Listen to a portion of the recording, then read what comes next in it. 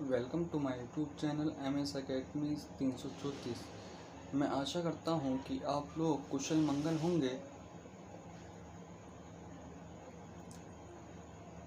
मंगल होंगे। जो पहला चैप्टर पढ़ा था हमने, राष्ट्रीय निर्माण की चुनौतियां। हमारा जो ये वाला चैप्टर है, नियोजित विकास राष्ट्रीय विकास परिषद।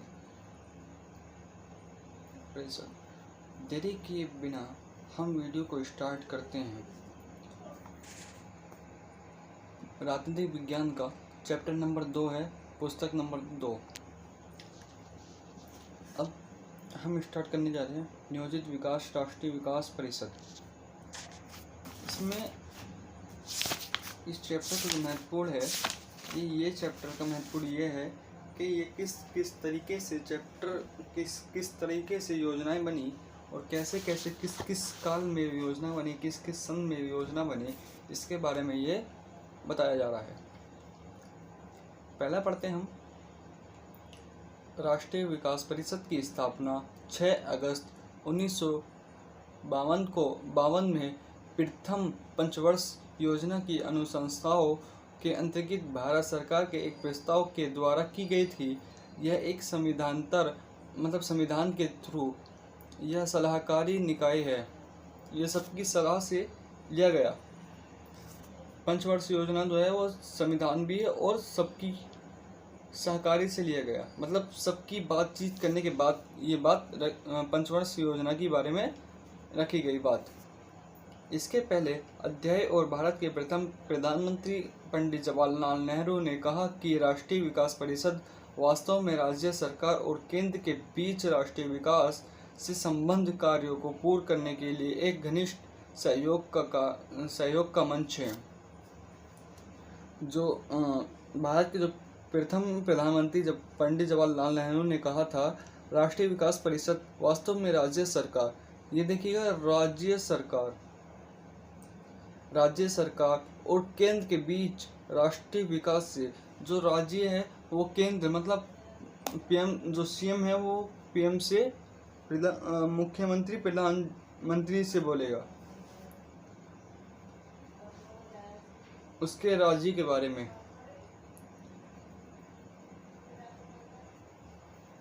ठीक है।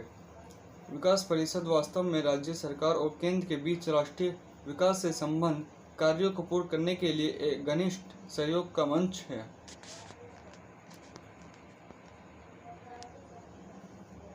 अब चलते हैं आगे। राष्ट्रीय विकास परिषद की स्थापना के उद्देश्य क्या क्या रहे। नंबर एक उद्देश्य रहेगा योजनाओं के कार्यान्वयन में राज्यों के सहयोग को सुनिश्चित करना, राष्ट्र के स्रोत और प्रयासों को योजनाओं को प्राप्त करने के लिए सुदृढ़ करना तथा उनको गतिशील करना। नंबर 3 पे आएगा सभी महत्वपूर्ण क्षेत्रों में समरूप आर्थिक नीतियों के अपनाने को प्रोत्साहित करना। नंबर 4 पे आएगा देश के सभी भागों में तीव्र और संतुलित विकास के लिए प्रयास करना। नंबर 4 पे आएगा नागरिकों के जीवन स्तर में सुधार करना। नंबर 5 पे आएगा प्रति व्यक्ति आय को बढ़ाना। इसमें देखिए सबसे पहले दिया जाता है इसमें योजनाओं के कार्यान्वयन में राज्यों के सहयोग को सुनिश्चित करना। ठीक है, सभी जो वहाँ के लोग हैं उनको बताया जाए, राष्ट्र के स्रोत और प्रयासों को योजनाओं को प्राप्त करने के लिए सुदृढ़ करना तथा उनकी गतिशील करना। सभी महत्वपूर्ण क्षेत्रों में समरूप आर्थिक नीतियों के अपनाने को प्रोत्साहित करना और सभी नागरिकों के जीवन स्तर पर सुधार करना। मतलब सभी नागरिकों के जीवन में क्या होना चाहिए, सुधार होना चाहिए। ये कौन कह रहे हैं? पंचवर्ष योजना राष्ट्रीय विकास परिषद की स्थापना के उद्देश्य बताए इसमें। अब हम पढ़ते हैं राष्ट्रीय विकास परिषद के कार्य क्या क्या थे। योजनाओं के निर्माण के लिए दिशा निर्देश निर्धारित करना, दिशा निर्देश निर्धारित करना, योजना आयोग द्वारा तैयार की गई राष्ट्रीय योजना पर विचार करना, योजनाओं के क्रियान्वयन के लिए आवश्यक संसाधनों का अनुमान लगाना, राष्ट्रीय विकास को प्रभावित करने वाली सामाजिक और आर्थिक नीतियों के महत्वपूर्ण सवालों पर विचार करना। यानी जो राष्ट्रीय विकास को प्रेरित करने वाले मतलब सामाजिक और आर्थिक नीति के महत्वपूर्ण सवालों पर विचार करना कि सामाजिक में कैसा और आर्थिक में कैसा परिवर्तन आना चाहिए। राष्ट्रीय योजना की प्रगति पर समय समय पर विचार करना, यानी आज उस योजना के बारे में पूछना, फिर आने वाले 5 साल के बाद दूसरी परियोजना के बारे में पूछना।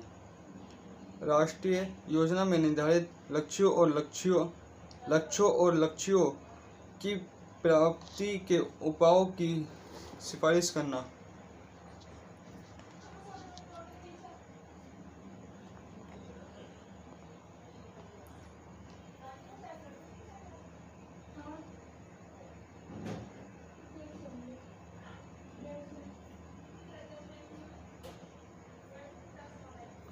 राष्ट्रीय योजनाओं की प्रगति पर समय समय पर विचार करना। राष्ट्रीय योजना में निर्धारित लक्ष्यों और लक्ष्यों की प्राप्ति के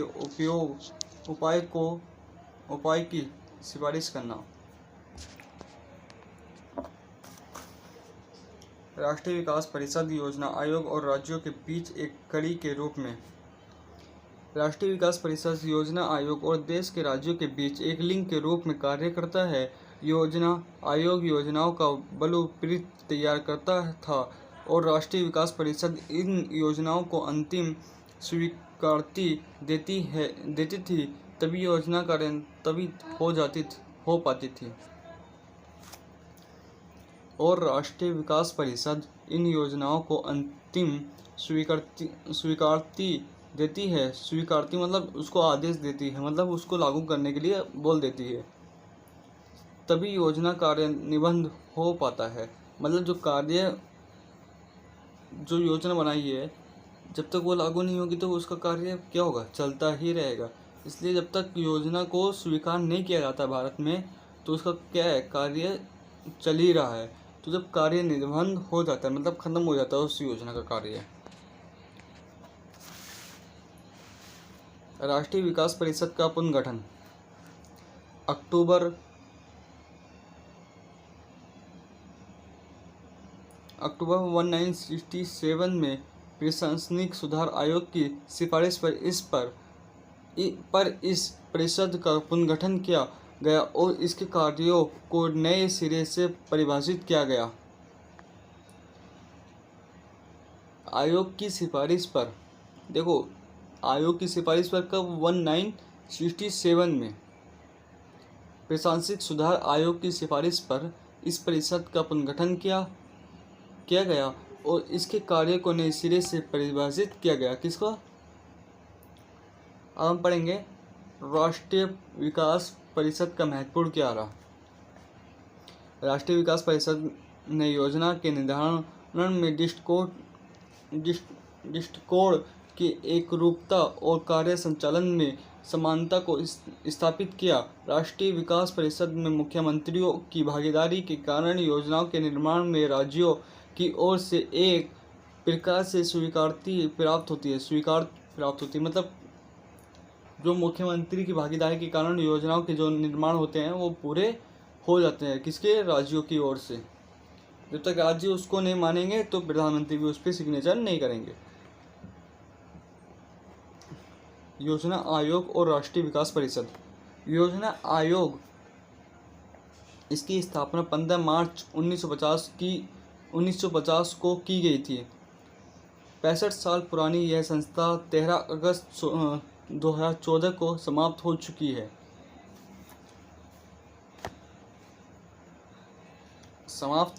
है। इसकी प्रमुख भूमिका पंचवर्ष योजना को कार्यान्वित करने की रही। मतलब इस कार्य जो पंचवर्ष योजना है उसको क्या किया, कार्य पूरा करने के लिए काम सौंपा गया। इसकी संरचना देखेंगे हम लोग। प्रधानमंत्री थे, प्रधान अध्यक्ष, 4 पूर्णकालीन सदस्य, वित्त मंत्री, रक्षा मंत्री और योजना मंत्री। योजना आयोग में कुल 8 सदस्य थे। हम देखेंगे अब राष्ट्रीय विकास परिषद। इसकी स्थापना 6 अगस्त 1952 को कैबिनेट के एक प्रस्ताव द्वारा की गई थी। 1952 से 2012 तक कुल 57 बैठकें हो चुकी 57 बैठकें हो चुकी। इसकी अंतिम बैठक 2012 में बम्बई में हुई। ये पूछ सकता है कि राष्ट्रीय विकास परिषद की आखिरी बैठक कब हुई, तो हमें क्या लगाना है, 2012 में बम्बई में हुई। स्थान भी पूछ सकता है और उसका वर्ष भी पूछ सकता है, तो हमें स्थान और वर्ष दोनों को याद रखना है। ठीक है, अब आगे आते हैं।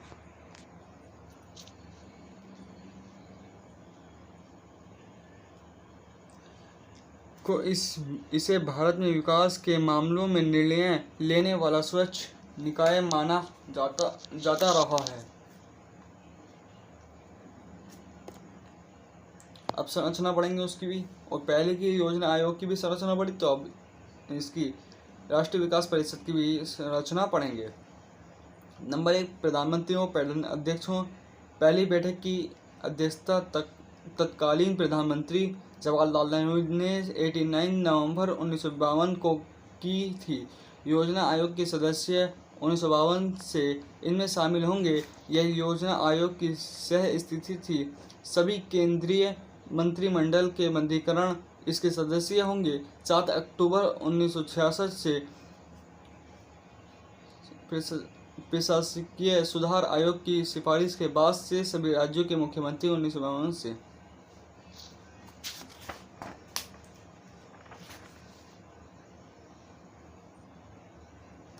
ये सभी राज्यों के मुख्यमंत्री 1952 से। ठीक है, अब आते हैं हम केंद्र शासित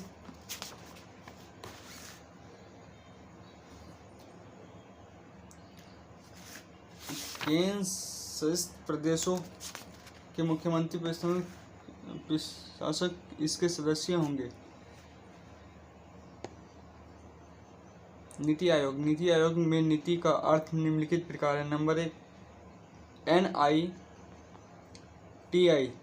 NITI national institute for transforming India. इसका पढ़ेंगे, अर्थात यह राष्ट्रीय भारत परिवर्तन संसाधन के रूप में जाना जाता है। इसका गठन 1 जनवरी 2015 को केंद्रीय मंत्रिमंडल के एक प्रस्ताव के माध्यम से किया गया। इसने योजना आयोग का स्थान लिया है।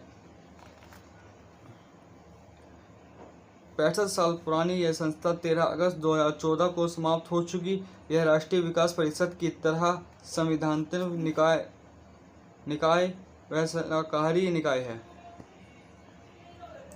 नीति आयोग की स्थापना की आवश्यकता है। योजना आयोग को भूमंडल के दौर में नवीन चुनौतियों से निपटने में असमर्थ माना गया।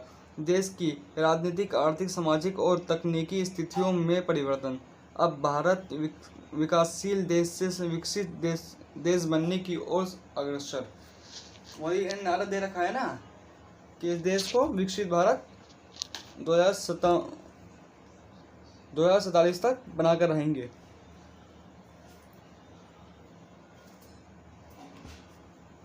वही चीज़ इसमें दी गई है। अब भारत विकासशील देश से विकसित देश बनने की ओर अग्रसर है।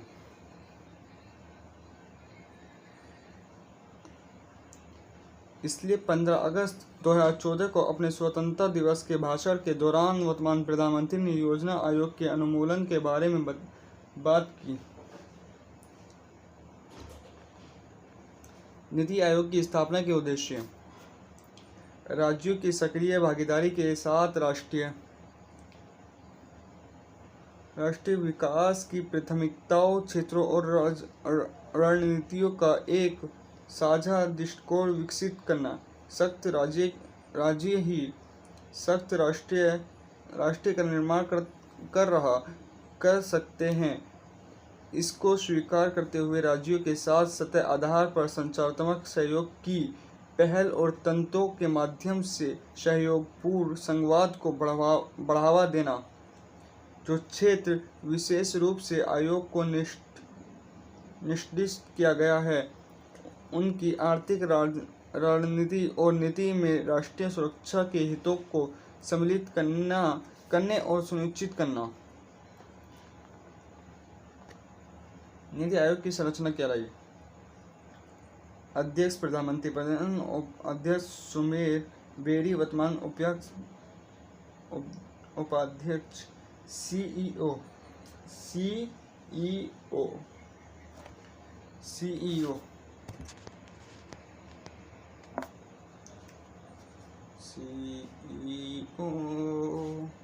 सभी राज्यों के मुख्यमंत्री, केंद्र शासित प्रदेशों के मुख्यमंत्री प्रशासक, पूर्वकालीन सदस्य, अंशकालिक सदस्य, पेदन सदस्य, विशेषण। नीति आयोग की मुख्य विशेषता: यह एक प्रबुद्ध मंडल के रूप में जाना जाता है। यह सहकारी संवाद को प्रोत्साहित करता है। यह सख्त देश के लिए मुख्यतः राज्यों को मजबूत करता है। यह राष्ट्रीय सुरक्षा तथा आर्थिक नीतियों के माध्यम सामंजस्य स्थापित करता है। यह सामरिक क्षेत्र में नीति संगत कार्यक्रमों को दीर्घकालीन ढांचा तैयार करता है। हम पहले पढ़ेंगे इसकी योजना आयोग। योजना आयोग क्या कह रही? इसकी स्थापना 15 मार्च 1950 को की गई थी। अब यह संस्था समाप्त हो चुकी है। इसमें केवल पूर्णकालिक सदस्य होते थे। सचिवों की नियुक्ति उचित प्रक्रिया द्वारा होती थी। यह मंत्रालयों और राज्य सरकारों को निधि, फंड्स एलोकेशन आवंटित करती थी। आयोग राष्ट्रीय विकास परिषद को अपनी रिपोर्ट देता था, जिसमें राज्यों के मुख्यमंत्री उपराज्यपाल होते थे। आयोग राष्ट्रीय विकास के परिषद जो होते थे वो रिपोर्ट देते कि इसको मुख्यमंत्री और उपराज्यपाल को। आयोग के द्वारा नीति का निर्माण किया जाता था और बाद में राज्यों से निधि आवंटन के बारे में सलाह की जाती थी। नीति आयोग पढ़ेंगे अब। नीति आयोग, इसकी स्थापना 1 जनवरी 2015 को हुई थी। योजना आयोग की स्थापना कब हुई? 15 मार्च 1950 को। और नीति आयोग जो हुई थी 1 जनवरी 2015 को। यह वर्तमान में कार्यस्थ है, मतलब कार्य कर रही है वर्तमान में अपने इस वक्त। ये मोदी के समय में हुआ। इसमें पूर्वकालिक के 7 अंशकालिक सदस्य भी होते थे। सचिवों को सीईओ के नाम से जाना जाता है। सचिवों को किस नाम से जाना जाता है? इस योजना में सीईओ के नाम से जाना जाता और इनको प्रधानमंत्री के द्वारा नियुक्त किया जाता था। सीईओ जो थे वो एक प्रधानमंत्री के पद, प्रधानमंत्री ही उसको चुनते थे। कब? पंचवर्ष योजना आयोग में। ठीक है। यह केंद्र सरकार के वैचारिक केंद्र अथवा प्रबुद्ध मंडल, थिंक टैंक के रूप में कार्य करता है। निधि आवंटित करने की शक्ति नहीं है। अब गवर्निंग काउंसिल में राज्यों के मुख्यमंत्री और उपराज्यपाल होते हैं। नीति निर्माण और निधि आवंटन दोनों के बारे में राज्यों से सलाह की जाती है और फिर नीति का निर्माण किया जाता है।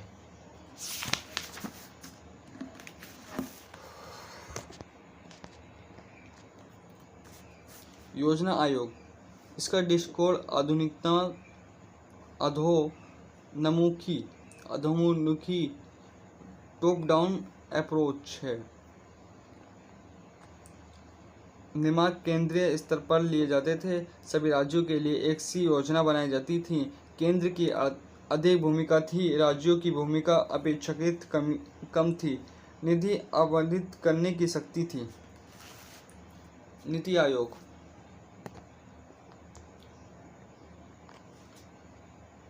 इसका दृष्टिकोण अधोमुखी बॉटम अप अप्रोच।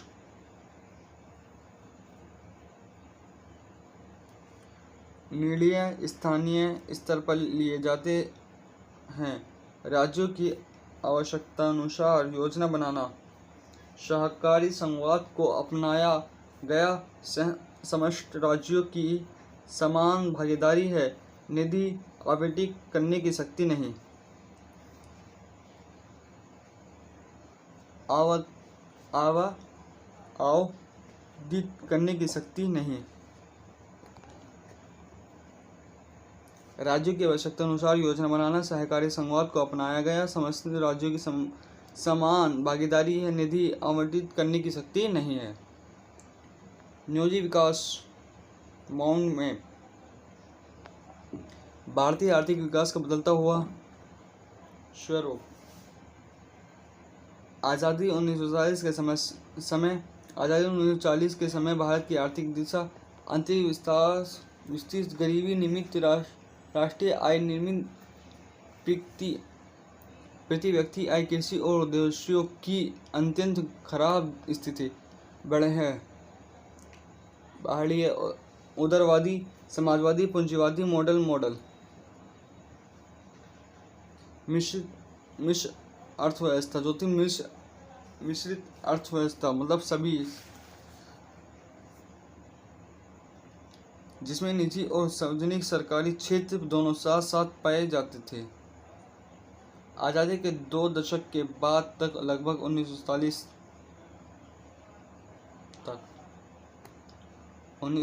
तक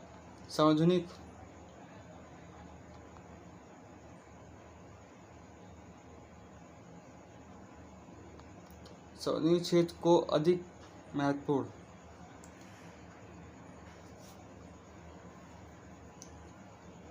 सार्वजनिक क्षेत्र उन औद्योगिकरण इकाइयों के समूह को कहते हैं जिनका नियंत्रण उस व्यवस्था और स्वामित्व सरकार के हाथों में होता है। उदाहरण के लिए Hindustan machine tools, Bharat heavy electricals limited, India oil corporation.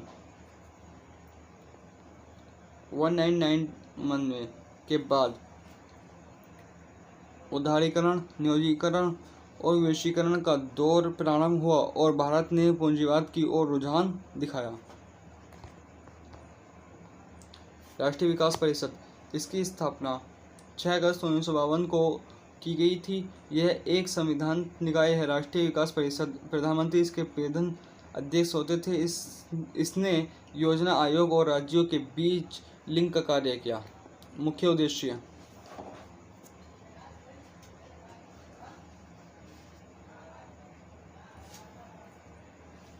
उद्देश्य योजना के कार्यान्वयन में राज्यों का सहयोग सुनिश्चित करना, देश का तीव्र और संतुलित विकास करना, नागरिकों का जीवन स्तर सुधारना। अब कार्य क्या क्या रहे? योजना निर्माण के लिए निर्धारित करना, योजनाओं की क्रियान्वयन के लिए आवश्यक संसाधनों का अनुमान लगाना, राष्ट्रीय योजनाओं की प्रगति की समय समय पर विचार करना। नीति आयोग उद्देश्य राज्यों की भागीदारी सहकारिता सुनिश्चित करना। विशेषताएं थिंक टैंक के रूप में कार्य सहकारी संघवाद। आवश्यकता नवीन चुनौतियों से निपटने के लिए राजनीतिक, आर्थिक, सामाजिक और तकनीकी आवश्यकता। पंचवर्ष योजना क्या है? पंचवर्ष योजना के बारे में हम पढ़ेंगे। अब पहली योजना थी 1951 से 1956 तक, कृषि के बारे में थी। एन राज किसने? एन राज इस योजना के डिफाइडिंग प्लान में शामिल थे। इस योजना का मुख्य उद्देश्य देश को गरीबी के दुष्चक्र से इस देश को गरीबी से बाहर निकालने के लिए पंचवर्ष योजना बनाई गई। बाहर निकालना था। इस दौरान बड़े बांधों के निर्माण और सिंचाई आदि पर निवेश किया गया। साथ ही भूमि सुधार पर भी मुख्य जोर दिया गया। राष्ट्रीय आय को बढ़ाने की कोशिश की गई। 1956-1961 औद्योगिकरण के बारे में 1956-1961 तक। इस योजना को तैयार करने में पीसी महालनोबिस के साथ अर्थशास्त्रियों की एक टीम भी शामिल थी। औद्योगिकरण में कौन कौन थे? पीसी महालनोबिस के साथ अर्थशास्त्रियों की एक टीम भी शामिल थी। इसमें सार्वजनिक क्षेत्रों जैसे रेल, बिजली, रेलवे, स्टील, संचार, मशीनरी के विकास करने पर जोर दिया गया। अब योजना एवं अवधि और प्राथमिकता के क्षेत्र। 1961 में 66 से खाद्यान्न और उद्योग थे। 1974 से कृषि और सिंचाई थी। 1974 से 1979 जन स्वास्थ्य और सामाजिक कल्याण था। और 1980-1962 कृषि, उद्योग, ऊर्जा। 1962-1990 ऊर्जा, खाद्यान्न।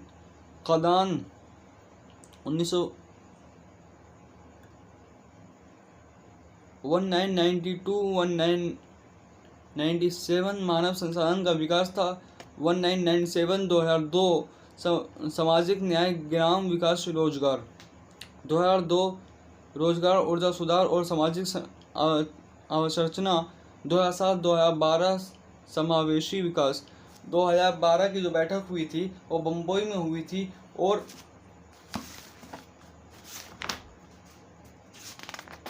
कि 2002 की जो बैठक हुई थी वो बम्बई में हुई थी। लास्ट बैठक जो कहाँ हुई थी हमारी? बम्बई में हुई थी। पूछ सकता है ऐसे क्वेश्चन, मालूम नहीं होता ना इन लोगों का। ये 57वीं बैठक थी और 2002 में मुंबई में शामिल हुई थी। किस योजना के बारे में? समावेशी विकास के बारे में।